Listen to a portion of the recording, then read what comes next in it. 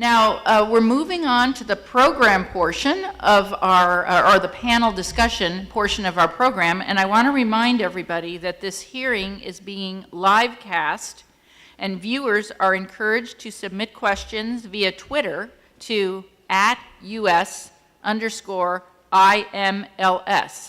We also have some cards or paper on your chairs if you have questions that you want to submit. We have a staff member perusing. We'll be picking up those questions.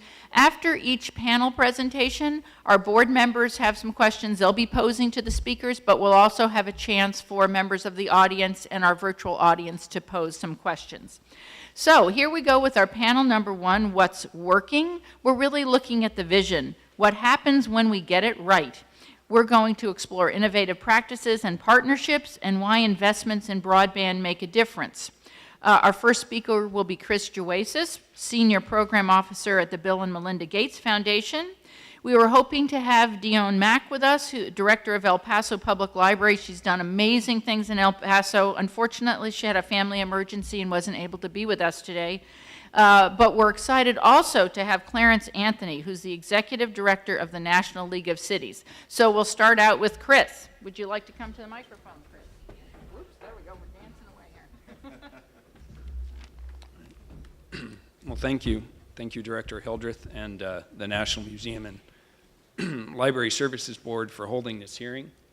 I appreciate the opportunity to talk about the experience that the Bill and Melinda Gates Foundation has had with ensuring access to technology through public libraries, and our vision of how libraries can utilize broadband to drive personal and community development. Today, the Gates Foundation is composed of many programs and initiatives, from fighting diseases such as polio, malaria, and tuberculosis, to helping farmers in Africa strengthen their crops, to improving the educational system in the United States. But it all started in 1997 with the Gates Library Foundation. Back then, only about 25% of public libraries offered public access to the internet, and many inside the library community were not sure if this was a service that libraries needed to offer. Bill, Melinda, and Bill Gates Sr. believed very strongly that access to information and technology was absolutely essential to allowing people to live healthy, productive lives, and they felt that public libraries were uniquely situated and the best places to provide such services. For a variety of reasons, they felt this, but primarily because public libraries are free and open to the public, they have support within the community, and most importantly, they have knowledgeable staff who guide people through learning and access to information. In 1997, the foundation set an ambitious goal. If you can reach a public library, you can reach the internet. By 2004, that goal was met. After investing $240 million, U.S. Libraries program, in conjunction with partners at the federal, state, and local level, helped to connect 99% of all U.S. public libraries to the internet. I still search to this day to find out where that 1% is.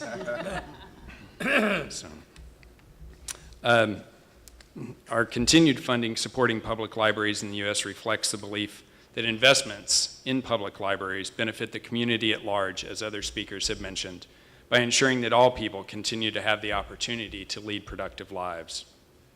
While the original vision of the foundation has been realized and all people now have access to technology through their libraries, it's time to turn our attention to a new vision, ensuring that people have access to all of the opportunities that technology has to offer and that the opportunity divide does not increase. The foundation believes that public libraries are key components in meeting this new vision, but face challenges in doing so. According to the 2011-2012 Public Library Funding and Technology Access Study, public computer and Wi-Fi use increased in the previous year at more than 60% of public libraries. But it also found that more than 65% of libraries report that they don't have enough public computers and to meet the demand, and that 41% report that their internet connection speeds are insufficient. Meanwhile, public libraries are dealing with decreased or inadequate budgets. 23 states reported cuts in state funding for public libraries in 2012, and more than 40% of states reported decreased public library support for 3 years in a row. Clearly, libraries have stepped in to address this new divide, and people are looking to libraries to do just that. However, libraries do not have adequate resources to meet these expanding needs.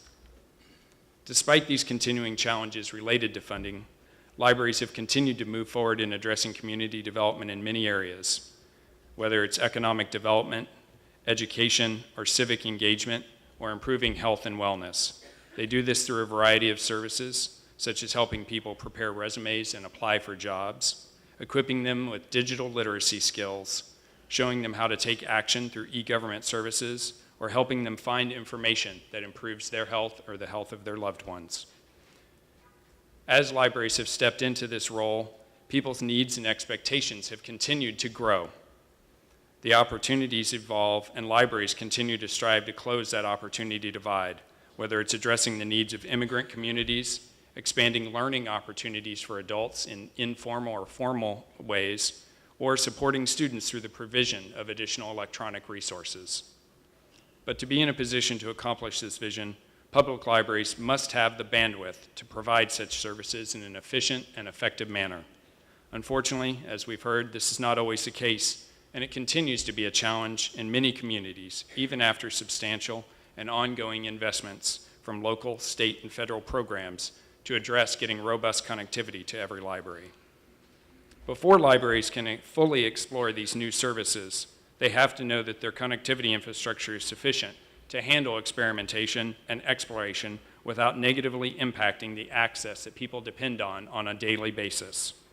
As online services evolve to include more video or other interactive media to deliver content, public libraries have struggled to provide the quality of service needed by their community when it comes to connectivity.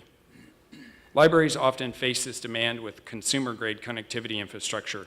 It does not easily scale and offers little to no quality of service guarantees. Essentially, libraries are often operating with one arm tied behind their back when it comes to connectivity. Broadband connectivity is the underlying bedrock for building a full suite of services for community and personal development. With a robust and reliable broadband connection, libraries and communities can move into more areas of exploration and innovation. People can move beyond being passive consumers of content to creating their own content, which is where great personal and economic opportunity lives. As the foundation assists the public library field through continued investments in meeting this vision, we hope to see more partners realize the power of the public library to assist personal and community development. The foundation hopes that the network of supporters of this vision grows because we have seen and learned firsthand from investments in public libraries that they're key organizations for growing opportunity at the personal and community level. Thank you for this opportunity to share these comments. Thank you, Chris. Thanks. All right, now we're ready for Clarence. We're so excited that he could spend his time with us and manage to climb over these chairs today. Thank you, Clarence. Thank you. You know, everyone in this room today has a story or a reason why you're here and you're committed to libraries and the impact on communities. You know, mine began when I was a migrant kid in Florida. Our family traveled all over America working in the fields, but we were placed in Florida in the Glades, in Belglade. And we grew up in a community that did not have a library, did not have a stationary library. And so as a 8, 9-year-old kid, I had choices to make. When that mobile library drove up to the park, I could either stay on the playground or I could go into that mobile library for the 2 hours that it was there. Most often the playground won. But I will tell you that eventually I found my way into that library. 15 years later, I ran for public office in the city and the community in which I grew up. And I had to deal with a number of issues: crime, drugs, housing. But I knew that when I came back to my community from grad school, that one of the things that I was going to advocate and fight for was to get a standing library in our community. And so I spoke to the legislators, the county commission, for 5 years straight using the same speech. And in that fifth year, the chair of the state legislative committee, staffer, was a great staffer, pulled out the exact speech, and she read my speech out and said, will you guys please give this mayor a library? Well, we got it. And 3 years after that, I was very blessed and honored at a very tender age at that time, 98, that they named that library the Clarence E. Anthony Library in South Bay, Florida. So why am I here? Because it is important. It made a difference in my life. I would not be here if it was not for that institution, that building, even that mobile library that was there for me to read about the places I could travel, the things that I could do as a migrant kid. Well, times have changed, but libraries are still important, and they're still significant. And the one fact that has not changed is the fact that the equalizer in America is education. The equalizer in America is education and an ability right now to connect to the internet and have computers in homes as well as in our libraries. The National League of Cities understands that fact, and our political leaders nationally have made a commitment to education and advocate for legislation that will expand the E-rate program funding, streamline the program, and make sure that every American will have the ability to live that American dream and have that access to internet as well as computers. We've also partnered with the Urban Libraries Council to assist in making sure any reforms that are developed in the E-rate program really provides the financial commitment that we did in 1996 in the Telecommunications Act. The $2-something billion that we committed, it's not enough in 2014 to be able to deal with the issues that we have to deal with to deliver digital connectivity to Americans, especially those that are similarly most often left behind. The chairman quoted Andrew Carnegie, and I will as well. He stated, a library outranks any other one thing a community can do to benefit its people. It's never failing spring in the desert. So digital literacy is no longer a choice in American cities. To high-speed internet is essential for Americans to do everything, as we've heard, from finding work, gaining access to health coverage, and most of all, we must recognize it's important that if we're going to bridge the real economic and educational opportunities in America, people have to have access to the internet and computers. And it's also important to note that in the minority communities, that's where it is hurting most. For city leaders, we recognize that the minority community and the access to education is important, the access to internet is important. And we as Americans right now, we're failing. So I don't make speeches just to make briefings and comments. I'm calling and asking for action to deal with these many issues. We know the importance of the program, and we like to say that cities are the places where action occurs.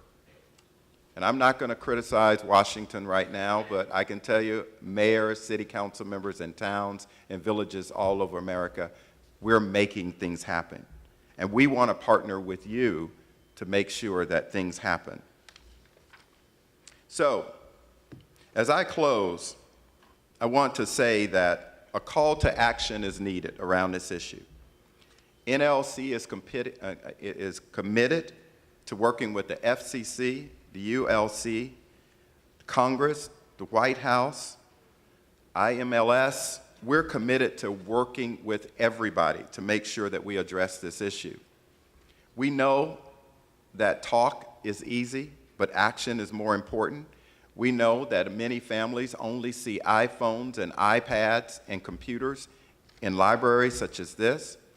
We recognize that this is the place that people come and they travel around the world because they can read about places and read about professions and opportunities.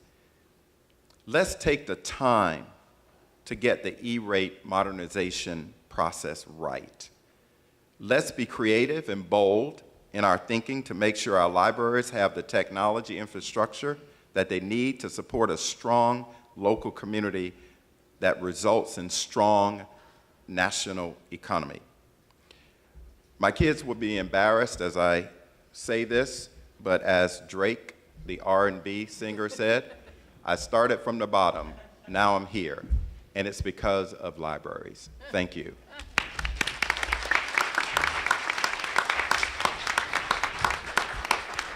Thank you very much. That was terrific, both of you. So we have a couple questions, and if we have anything coming in on Twitter, just to pass them off to me up here. But first of all, I'm going to start off, and we don't have a lot of time, so just some quick thoughts from both of you.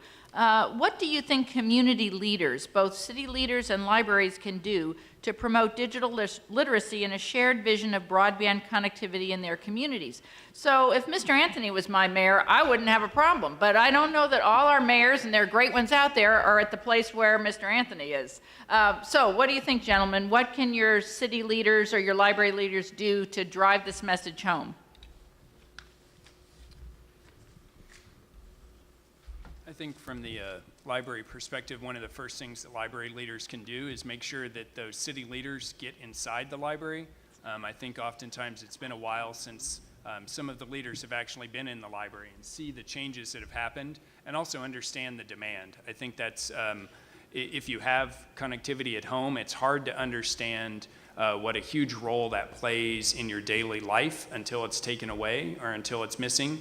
And for people who don't have that at home, understanding what that means for them is an important thing. So letting the leaders actually see it and articulating what it is that the library is doing to meet those digital literacy needs, I think is very important.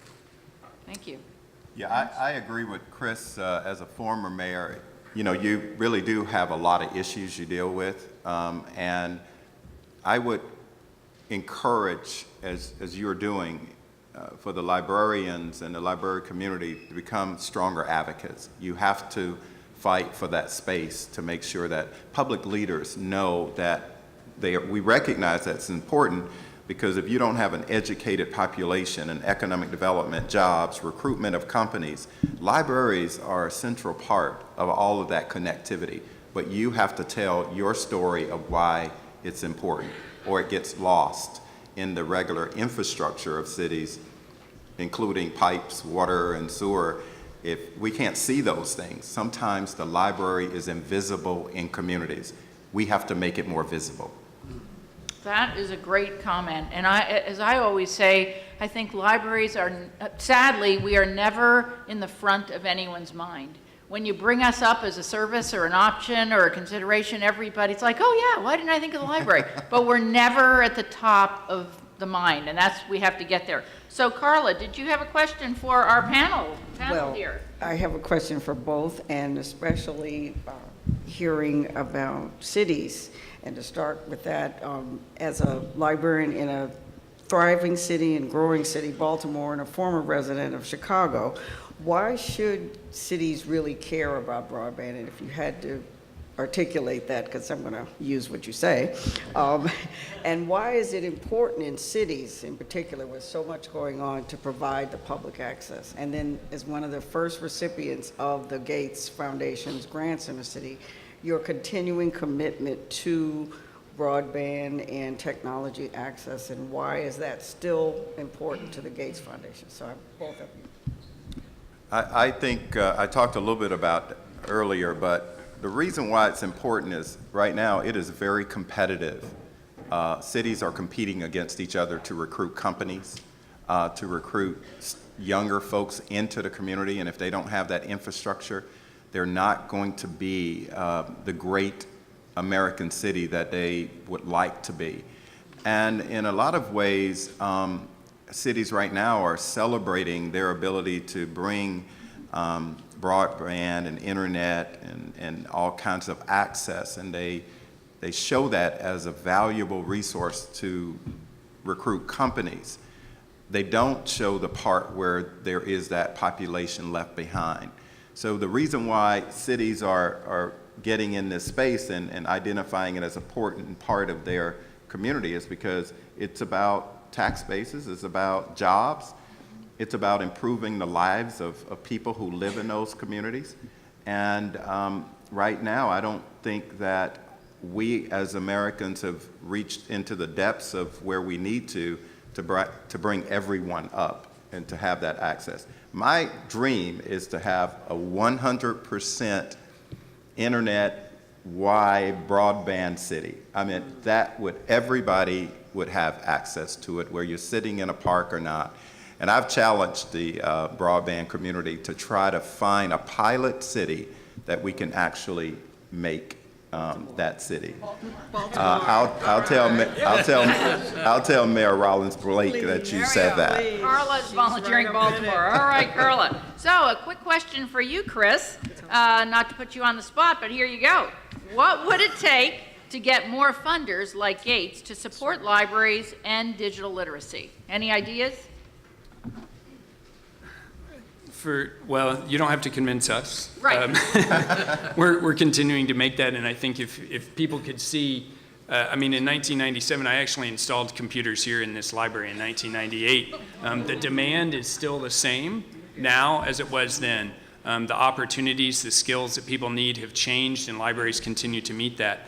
I think to convince more funders to come along, I think, again, it goes back to that point, tying it to those funders' desires. If you want to understand economic development, whether it's at a city level, whether it's a private foundation that's going to fund that, tying it to educational goals, whatever their aims are, libraries are already doing that work. That's the amazing thing about libraries. And they're not just doing it, they're doing it well.